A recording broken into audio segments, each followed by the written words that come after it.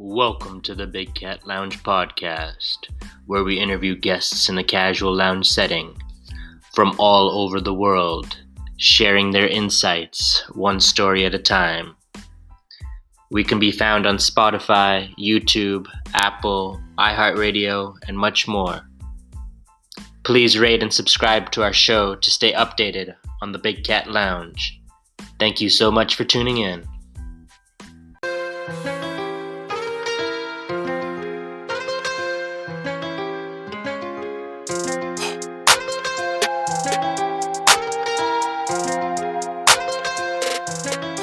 Welcome to the Big Cat Lounge podcast. I'm Big Cat KZ, and today's guest comes all the way from Cameroon. He's an anthropologist, social thinker, a volunteer at Action Care Foundation. He recently completed a sustainable development course at Trinity College Dublin. He's unavailable for stress, and destiny is all. We welcome Kakwi Kawas Stevens to the Big Cat Lounge podcast. Yeah, thank you so much, KZ, and I'm happy to be part of this show today. So tell us a little bit about yourself. I know you're coming from Cameroon, so it's GMT +1, so it's about 1 p.m. there. So how's your Sunday going thus far? Well, right now I'm at the Limbe, the southwest region of Cameroon. Right now at Limbe, at the coast of Atlantic Ocean. So the Sunday right now is very.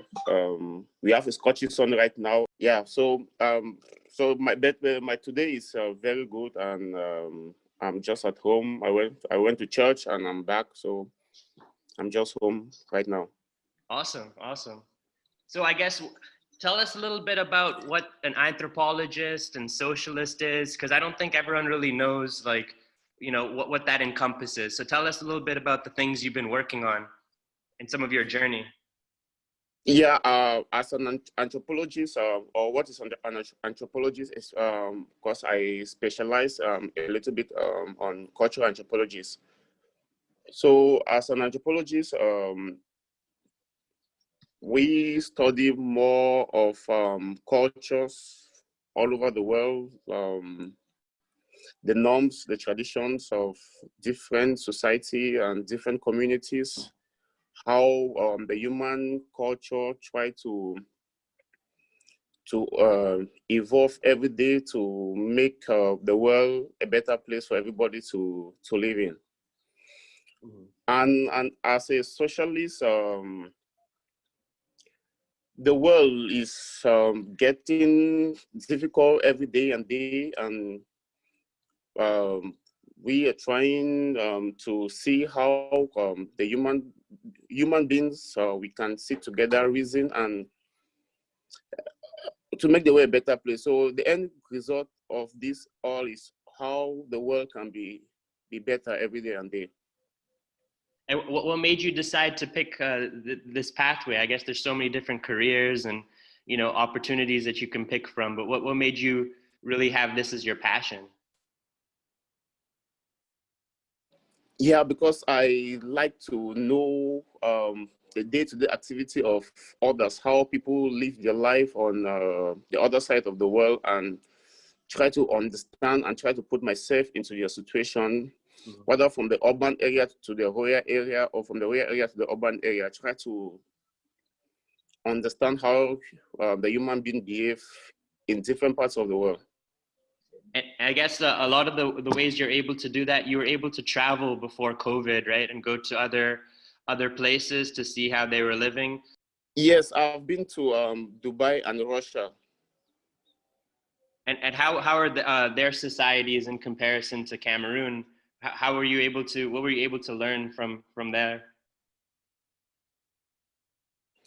Yeah. I was able to learn from them because there's a little bit of differences between we the black Africans and let me say the Asian or the Europeans, and but at the end of the day, I think we all just have the same goal. From the people that I've been with them, from UAE to Russia. All of us have the same goal. Like everybody's trying to have a better standard of living, to better he or her community, or why not the way at large. So all the people around where I've associated, they have just the same goal.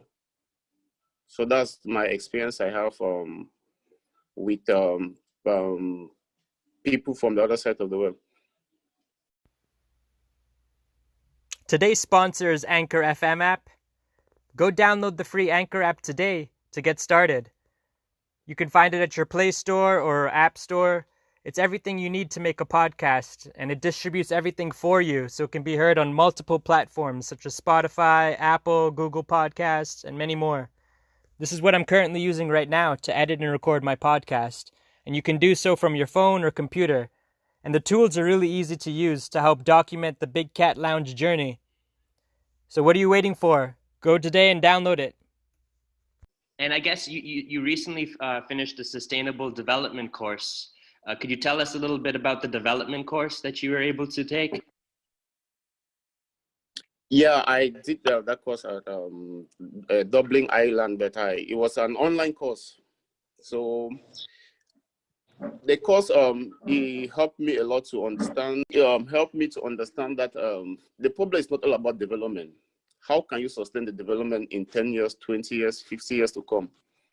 You can have development now, and in future you cannot keep that development. So the development will be useless. So the main problem is how can you build, or you can develop something and you keep innovating that thing to have a better use in the future. Just like last year we had iPhone 11, this year is iPhone 12. So next year I think iPhone will go to 13. That is like how people keep the innovation every day. So that is what I really learned about sustainable development. That's exciting. The course. That's exciting, yeah, because during this time, a lot of people aren't able to, go to school, or they're able to get that formal education. So it's up to us to seek it out and to figure out what resources and what tools we need to surround ourselves with to better ourselves for the future, because no one's going to put a plan together for us. Like for you to take the sustainable development course, that was something you chose, right? No one told you needed to take it, because that's just something you needed to take upon yourself to better yourself and make sure your community has the resources it needs to continue to develop. Yeah, exactly. That is why I took the course, because in a nutshell, I need to develop myself and my community. That is my main goal. And I think why not, if I can develop myself and my community, why not Africa or the way I like. So that is just my main goal.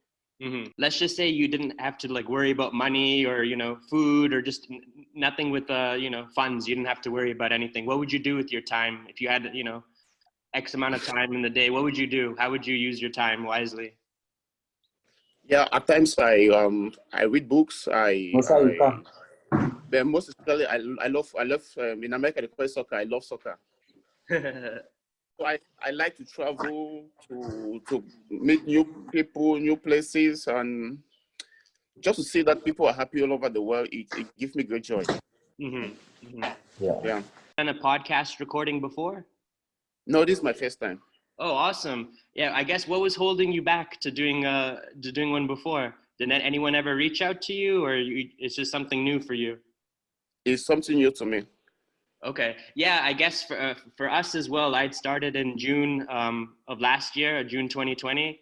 And it's something that's unique, because anyone can, connect with one another across the world.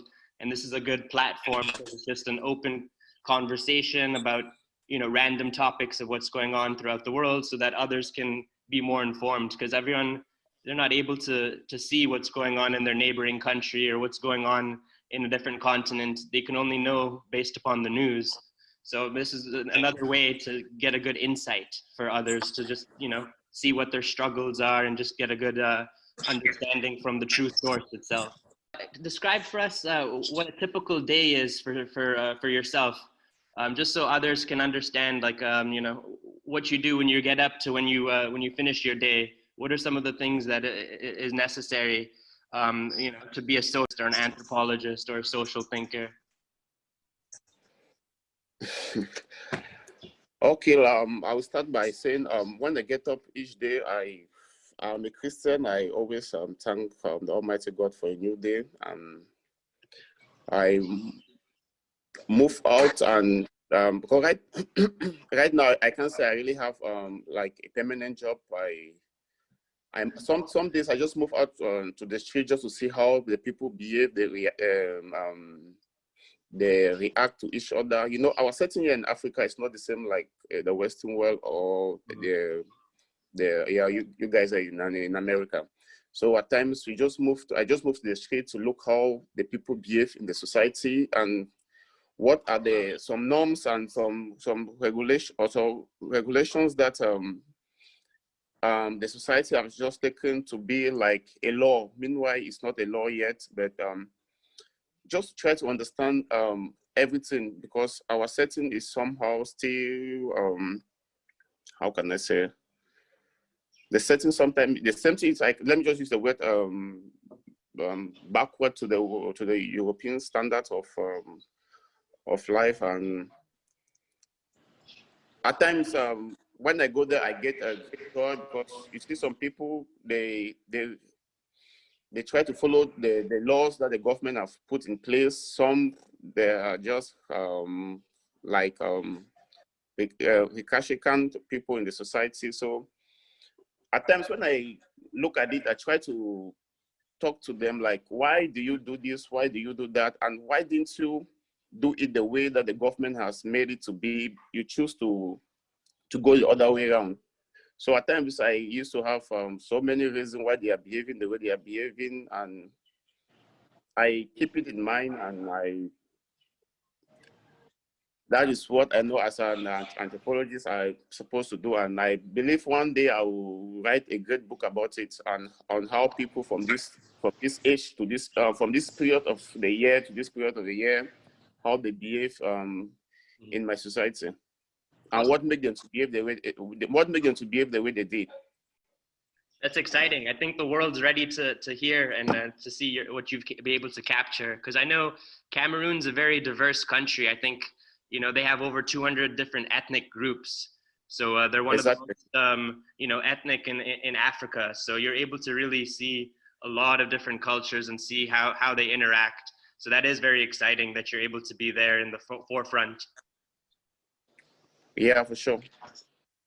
And I guess just so the world can know, like, I know Cameroon, they're a large producer of cocoa beans. What are some of the other things that you're able to do, your country, for exports? I know, like, during this time, a lot of countries are shut down, but what are some of the things that you're known for, or your country is known for producing? Yeah, Cameroon is known to produce timbers, gold, and banana, pineapples.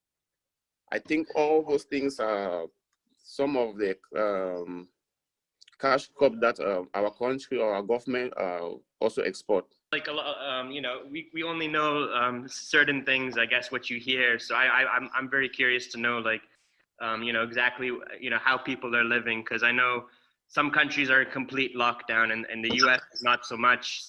It's by states or provinces, so it's by like different districts. So, some people aren't able to even, to do work. But I guess right now, how have you been able to handle the lockdown? What have you been trying to do to provide for your family? What are some of the things, because you can't travel internationally anymore? Yeah, concerning lockdown in Cameroon, we don't have lockdown anymore. So everywhere is normal as before. Oh, So I guess yeah, we have tried, or our government have tried to fight the COVID-19, and I guess that is why we don't have so much cases here now, and that's why the government has tried for us to stop the lockdown. mm-hmm. And is it mandatory to wear masks everywhere outside? Is it mandatory for people? No, no, it's not mandatory. It's just you are free will to do it right now. Okay. Yeah, it's just a free will. Yeah, I think the U.S. is going to make it mandatory when the new president takes order, just because the U.S. has a lot of cases, and I think it would help if people were to social distance and then also wear a mask, since a lot of the health organizations and professionals in that field do say that it is important and it helps in reducing the transmission of the disease. So let's see, I guess, what happens with the with the world and everyone deciding on what they think is best. But that's great that Cameroon's cases have gone down. You're able to find a method to combat the disease. Yeah, exactly.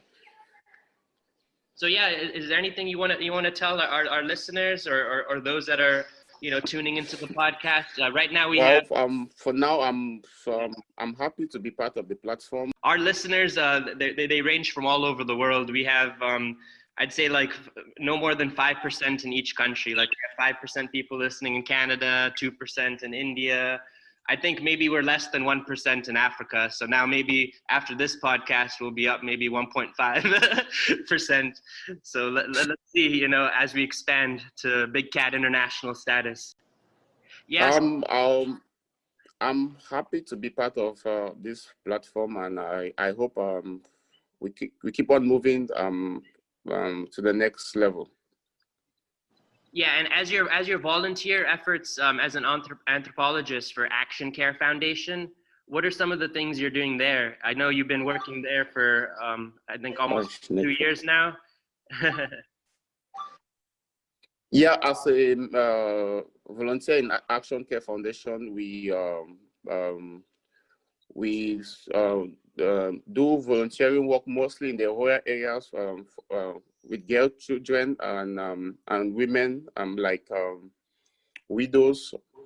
We teach them how to do some certain things that they can finance yourself without looking for anybody to help them on, like how to make a liquid soap that they can use for themselves, or they can, if they want to sell, they can make a huge quantity and take to the market to sell. So we are like empowering the women, the girls, and the widows. Oh wow! Wow! So you're being a mentor to them and really trying to show them the way of how they can do it independently and really make an impact. So that is really rewarding for you, I'm sure, just to be able to see that every day. To see your impact and to see how they're making a difference. It must be very rewarding for you at the end of the day, just to see the amount of progress that has been made with your volunteer efforts. Because sometimes you can volunteer and you don't really see the impact that you're making, but for you, you're doing hands-on and you're really watching and seeing the improvement from your work. Sorry, it's not that I'm getting you. Please, can you repeat yourself? Yeah, I was just saying, being a volunteer, it must be very rewarding for you to see the end goal, to actually see, the women being empowered and being able to go to the market and do things independently. Yeah, exactly. We try our best to make sure that the women, those that can afford a little bit to have a huge quantity of the product, I will make sure they go to the market and sell and to empower themselves. So also we try our best to see that we see result from what we taught them, and we make sure we see result from the work. Okay, how was your journey in Nigeria? Yeah, it was wonderful. Yeah, where'd you go exactly in Nigeria? Abuja. I went to Abuja. Okay, how do you I guess how is the journey? So you just take a specific route, or how do you where do you typically stay? This is your first time going in this area of Nigeria? Yeah, exactly. This is my first time going to Nigeria, and due to the fact that I needed to be there on the 18th of January, and I bought a flight, but I did not knew that when I will reach at Nigeria, I will need to stay there for 7 days quarantine. But so when I bought the flight, I discovered that if I use the air, then I will miss my program that I went there to do. So I decided to use the road, the sea, the ocean, the Atlantic Ocean. And it was my first experience to use the sea, and I was scared. But believe me, when the boat, the engine boat, I don't know how, yeah, the engine boat, when the boat took off, I was scared. But in the middle of the ocean, I started to like imagine certain things, like like it was amazing. I saw people, the people that were in the boat. We were chatting, laughing, and I was at ease. But deep inside, I was still scared because it was my first time and to travel by water. Wow, that's you went ahead and you tackled your fears. I guess that's something Yeah, you were always concerned about doing, right? I guess going into the water. Can you swim as well or no? Have you ever been? No, I can't swim. I can't swim. So that was my biggest fear as well, because I can't swim. But Okay, yeah. That so makes sense. Yeah. so I took like from of course I based now in Limbe. I took from Edinau, where I bought the boat, from Edinau to Orong in Nigeria. We took about 2 hours on the boat. I guess sometimes people can get sick, right, with the motion sickness. So you're okay. I guess your body wasn't impacted. No, I am very, very okay. Okay, that's great. That's really good. Tell us, I guess, when you arrived into that part of Nigeria, what were you trying to see? I guess, what have you been able to observe that you can bring back to Cameroon? Yeah, when I traveled there, let me just start. When I dropped the boat at Orong, I spent the night there, because from Orong to Abuja is a very long journey, about 12 to 14 hours journey by road. So when I dropped there, I spent the night in one hotel there. Then I took a bus the next day from Orong from Orong. That is from Akwa Ibom State, precisely. So I took a bus there to Abuja. It was about 12 to 14 hours journey. Then it was a really, really hectic and tiring, but it was an exploitation that I needed to do, because I have never traveled that long before, and I just needed to do it. So when I arrived at Abuja, I arrived, let me say, around 10 at night. Like that means 22 hours. And I was very tired. I just took my shower. I needed to rest, because I went there to visit a friend, and he took very good care of me that day, that night. And the next day we started to have a tour around Abuja. How is it? So that's the capital of Nigeria, right? Yeah, exactly. That's the capital of Nigeria. So it was really, really amazing, because I met so many people there. Because he's the friend that I went to visit. Visited. He's a Cameroonian, and he has very good and friendly Nigerians there as his friends, and they took very good care of me, and they tried to show me places like where their presidency is, where they have their leisure sites, where they have their army barracks, and their so other things. Oh, that's great. Yeah, every time, anytime you go to a new place or a new city, it's always great to take in what the culture has to offer and just to understand, how they're functioning as a society. So you're able to learn quite a lot through your friend too. So that's really good because he can show you the way. So where else were you able to travel to? Like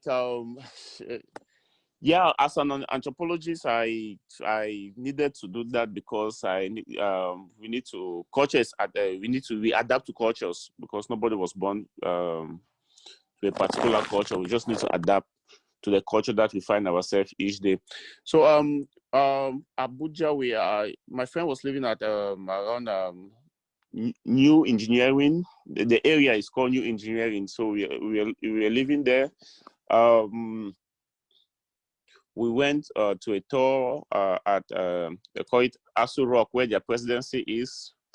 We just went there because I was about 3 days there in Nigeria. So we went there, have a tour there, and the next day we visited just his friends and in Dawaki. Dawaki. We went to Dawaki and we visited some of his friends, and it was really amazing to be with the guys because they welcome us very well, and they try to understand our own part of culture, and we also try to understand their way of life, their food, because at the end of the day we need to eat their food, drink with them. So we try to understand their way of life, and we spoke about so many things, especially the COVID-19, because there in Nigeria, it shows that the pandemic is something different back here in my own country, because you need to be very, very cautious while moving, or not like in my country that somehow we are not that, how can I say, the government does not really put that restriction again that you must put on your face masks or do this, but there in Nigeria, it's still obligatory that you must do it. Yeah. Especially in their capital city. Yeah, it's just different. I think everyone's trying to figure out how to control the spread of the virus, or just figure out like what the best method is. I know it just depends. Different regions, I know, like require you to notify if you're trying to leave your residence, because they want to make sure that it's just for emergencies, or if you go maybe for grocery store, but other than that you shouldn't be out socializing. That's at least in certain areas in Greece. I know that was what was going on. It just depends. Each country is trying to do their own thing. So that was interesting for you to see, I guess, Nigeria, which is very close by to your country, and they're doing something way different. Yeah, exactly.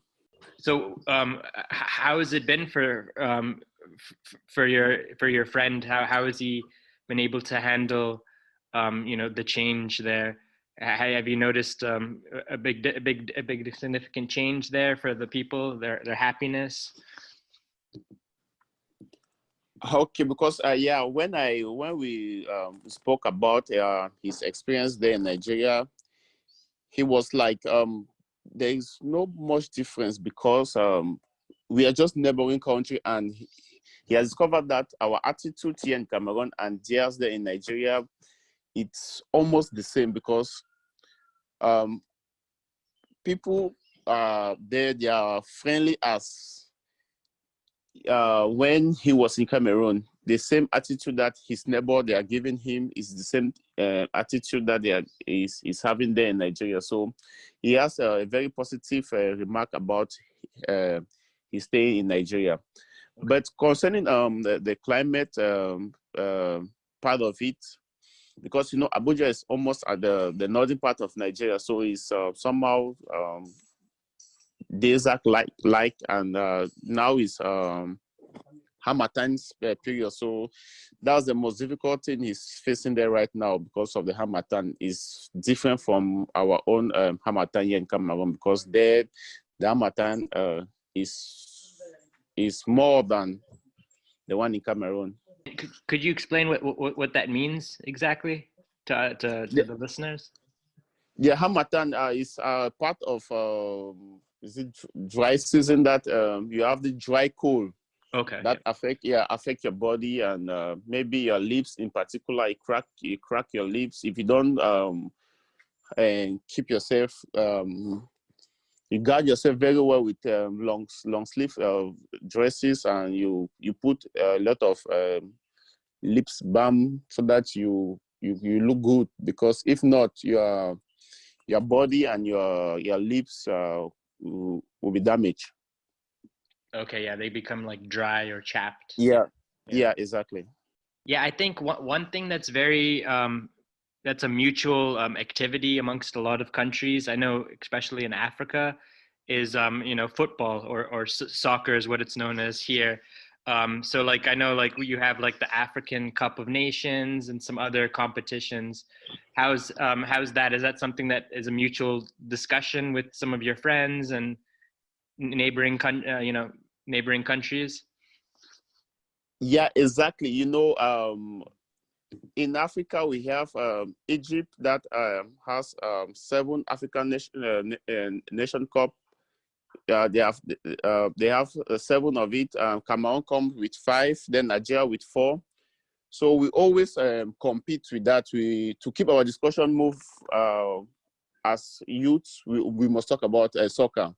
So by so doing, like my Nigeria friends out there, we always argue that Cameroon is good more than them, because we have 5 champion. We have 5 nation cups. Yeah. Why they have 4, but they said no, but you have been to the final more than us, and so on and so forth. They say, but you have been to the final, but you did not take the cup. But we so the argument is just all and on, but funny, and the environment is funky, and we keep moving. Like right now, we're having another tournament in Cameroon. They call it Chan. Okay. So yeah, that Chan tournament now in Cameroon is for home-based players. It's still for African players, but just for the home-based players. That means people that play, like in America, they call it Major League Soccer, I guess, MLS. Yeah. So the only people that are playing MLS that in, let me say, in United States of America, Canada, only them that they are qualified to play in this competition. Like if we have any American player that is playing in England, you are not qualified to play in this tournament right now. So only the home-based players are playing in their Premier Division that they are qualified to play in this tournament right now. So today they are playing semi-final. Cameroon is playing Morocco, and Morocco is the current champion of this tournament. Wow. Yeah. Yeah, it's exciting. I know just having a friendly competition amongst one another, it always is good. I know here in the US, I think the primary sport is football, the American football, throwing football. But I grew up just following a lot of soccer as well. So I know I think soccer is more of an international sport.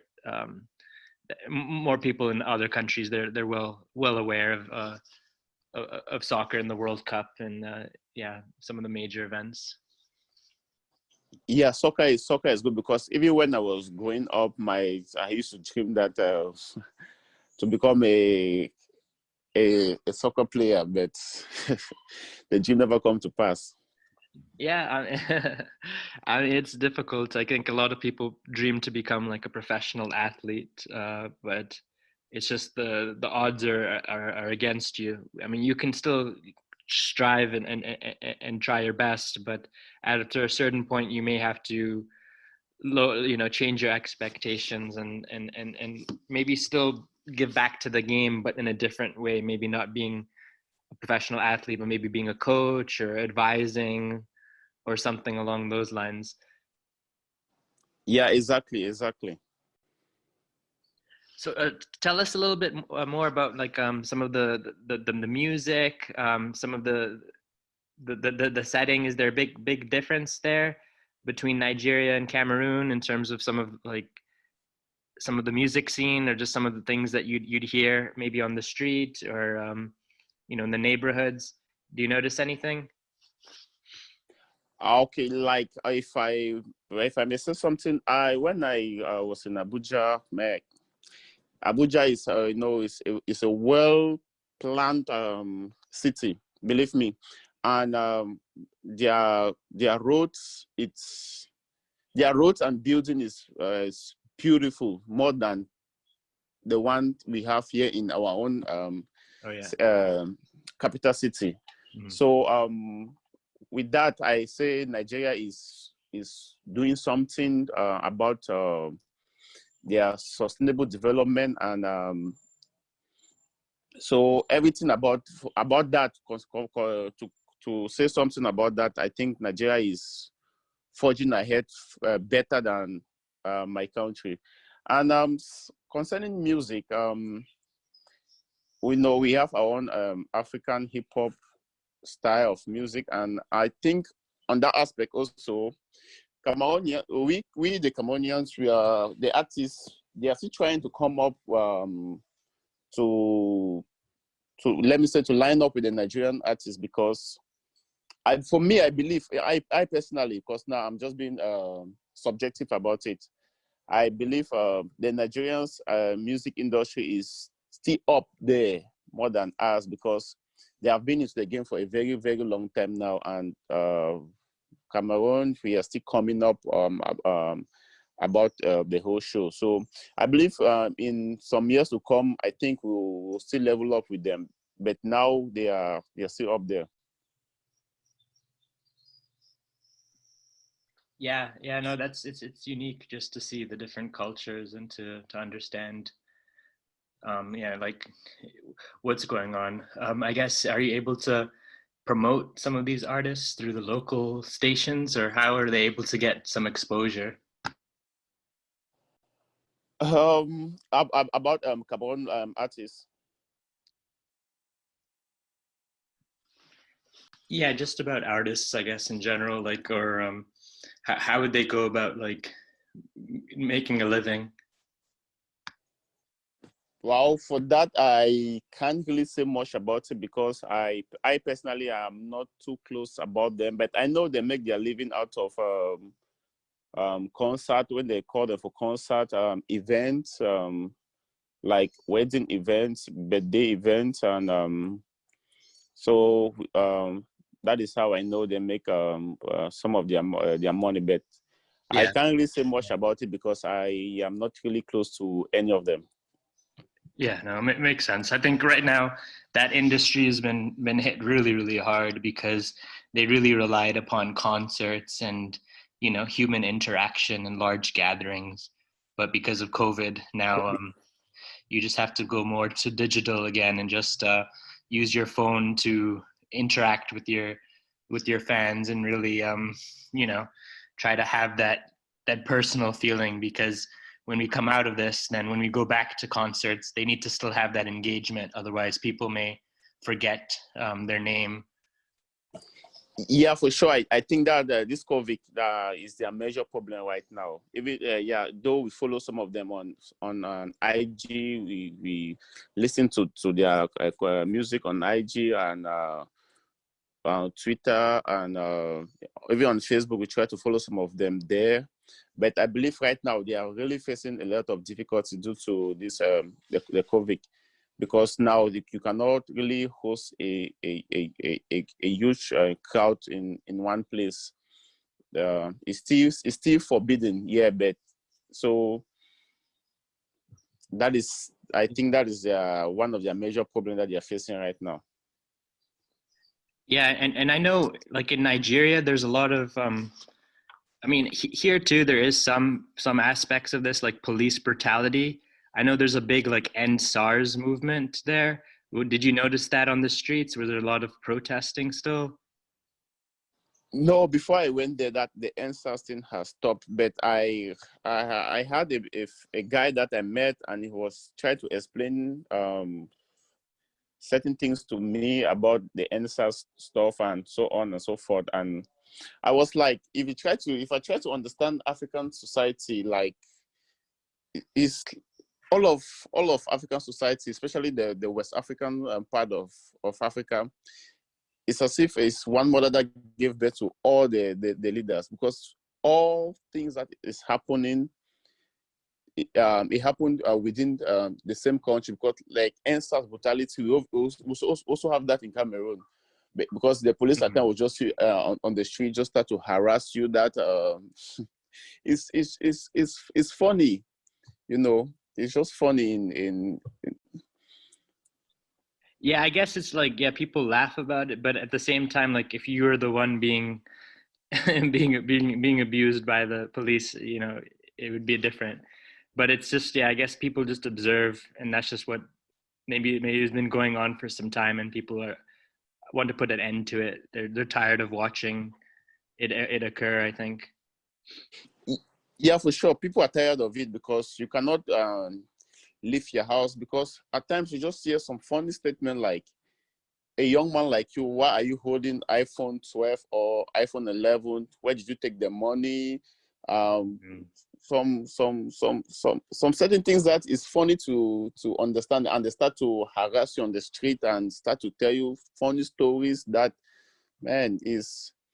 So that is why people were tired, and they entered the street and say no to this. And if you follow the NSAS stuff, you see that even the top Nigerian comedians, musicians, they also enter the street to protest about this, because even them, they are also the police at times used to embarrass them. So they enter the street that enough is enough. We need our freedom. We need to. If you cannot afford it, ask me how did I manage to have this, or what made me to be rich in my early age.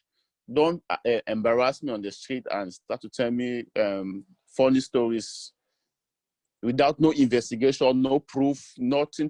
You're just telling me stories upon stories that that you cannot defend yourself. Yeah, but due to the fact that you accusations, due to the fact that you are a government official and you are putting on a government uniform, you're holding AK-47, I just need to succumb to you, and it's some it's of funny. It's power, but it's driven not just in your country. I think it's a lot of people, when they get into a certain leadership type of role, they want to just exert their power.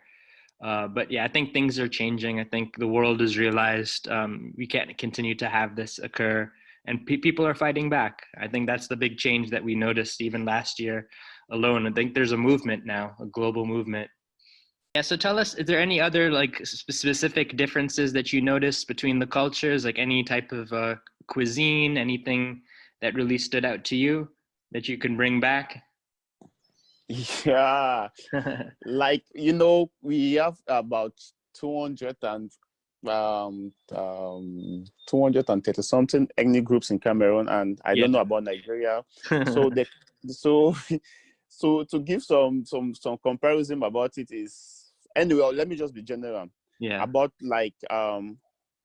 about 2 nights we went to a snack, and in Cameroon, I know our type of music that we play at snack is a little bit different from theirs, because we know our brand of music is Makossa, and they mostly play their hip hop in their African hip hop in their own snack. So when we went there and we asked the DJ to play some of our African, some of our Cameroonian music, and it was when about 3 of us, we woke up, and the way we danced, everywhere was like, hey, who are those people? And then we tried to do some video of it, and one of our friends there said, stop the Nigerian guys, that they should not do any video, because you cannot do video of somebody without the person's permission. So it is not allowed. So, but they were really wondering, like they felt some different from the expression. We saw that they felt something really, really different, and they were really happy about us being there at that particular time. Yeah, that's one thing I think a lot of people miss, is like large group settings for dances, and just like having the rhythm and being able to just express your movement.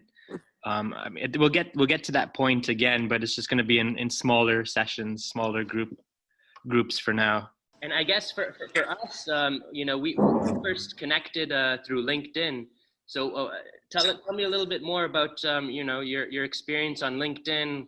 Has it been beneficial for you? What do you see going on in the future? Yeah, it's exactly. We met at LinkedIn, and I believe it's just a matter of time. I've started with you, and I believe I'll have great opportunities there, and I believe it's a good place for an individual to say his or herself on his career or her career. So I believe in the long or short run, so many opportunities will unfold there. Yeah, I think a lot of people just they're not using it to their advantage, because LinkedIn's a different platform, not like Instagram, not like Facebook. LinkedIn, you can really connect with professionals from all over, and you can actually reach out to a CEO or reach out to someone that you admire, and they may actually respond, where on Facebook, on other platforms, they're not more willing to do that, because it's just a different social media networking. So LinkedIn really gives you that opportunity if you're able to craft your message in such a way and build that trust. I think a lot of it has to do with being able to post valuable content that your network and the community is willing to listen and just see. Because for me, like, I wasn't that active until last year, and then now I started posting more and started engaging and commenting, and my network's grown. Now I'm at 10,000 plus connections. It's not a number, so to speak, but it's my impact now. So now when I write something, I'll have more than just one or two people that are liking it, and then hopefully they can share that message, and then it's a rippling effect. So hopefully you can maybe post more and then start engaging more and then get your message out there, because I haven't really been able to connect with too many people from Cameroon or your area. But now that we had this conversation, I have a little bit better take onto your situation and what's going on, and then hopefully others can hear from it and learn as well. Okay, exactly. I will do that. Is there anything else you wanted to share from your journey, since it's been some time since we last spoke?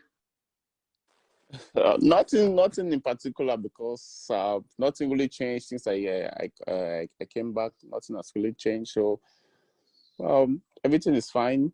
It's just the only thing that, as I said, we have we are having they call it Chan, the soccer tournament that is going on in my country right now. So nothing really has changed. I guess anything for the followers, anyone, if they want to find out more about you and what you do, is there a place that they can look?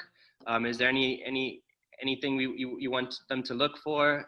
Because when I post this, people will be curious to know more about you. Well, my Facebook page is Kakwi Kawas Stephen, Kakwi Stephen, and my IG name is Kawas Slim. And well, yeah, stay in touch. Yeah, let me know if there's anything I can do to be of assistance to you. But this has been a great podcast session, and yeah, we look forward to having more in the future. Wow, thanks very much, and I really appreciate. For now, I have nothing to say or to ask. Thanks so much for coming on the Big Cat Lounge podcast. It's my pleasure.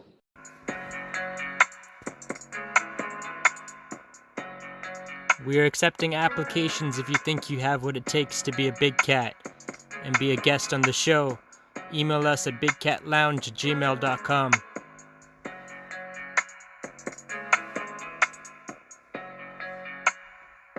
Thank you for listening to the Big Cat Lounge podcast. Hope to see you soon.